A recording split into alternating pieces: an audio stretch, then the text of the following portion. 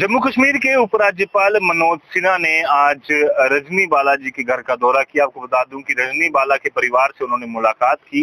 रजनी बाला एक टीचर जिनकी निर्मम हत्या पिछले कुछ दिन पहले कश्मीर घाटी में कर दी गई, जिसके बाद पूरे जम्मू कश्मीर में रोष का माहौल था, गुस्से का माहौल था कि लगातार जो कश्मीर घाटी में निर्मम हत्याएं हो रही हैं वो रोकी जानी चाहिए। वहीं लेफ्टिनेंट गवर्नर मनोज सिन्हा ने दिल्ली में होम मिनिस्टर अमित शाह से मुलाकात की थी और कई सारे महत्वपूर्ण फैसले लेने के लिए अमित शाह ने उन्हें कहा था। और लगातार जम्मू कश्मीर में anti militancy operation, anti terrorism operation में काफी तेजी भी लाई गई है और साथ ही साथ जो हालात कश्मीर घाटी में बने हुए हैं उससे किस तरह से रोका जा सके उस पर लगातार स्ट्रेटेजीज भी बनाई जा रही हैं। वहीं रजनी बाला के परिवार से, उनके पति से, उनके परिवार से आज लेफ्टिनेंट गवर्नर मनोज सिन्हा उनके घर नानकाचक सांबा में पहुंचे, जहां पर उन्होंने कई सारी बातें भी की।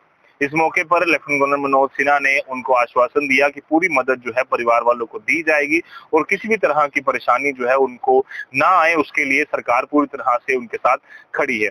वहीं रजनी बाला के पति राजकुमार जी ने भी अपनी कुछ मांगे जो है लेफ्टिनेंट गवर्नर मनोज सिन्हा के सामने रखी। सबसे पहली मांग कि उनकी ट्रांसफर जम्मू की जानी चाहिए ताकि वो यहाँ पर अपने माता पिता की सेवा कर सके और यहाँ पर जो परेशानी कश्मीर घाटी में उन्हें झेलनी पड़ी आगे किसी और को वो जो इस तरह की घटना का सामना जो है ना करना पड़े। वहीं दूसरी तरफ उन्होंने ये मांग की है कि जो उनकी बेटी है रजनी बाला की, यानी उनकी धर्मपत्नी की फुल सैलरी उनकी बेटी को दी जानी चाहिए जब तक वो रिटायरमेंट की एज नहीं हो जाती रजनी बाला की। वहीं तीसरी मांग उन्होंने की है कि उनकी बेटी को नौकरी दी जानी चाहिए, गवर्नमेंट नौकरी सरकार द्वारा, जो उसकी क्वालिफिकेशन होगी उस पर। सर, गवर्नर साहब आए हमारे, इसलिए उनका बहुत बहुत शुक्रिया।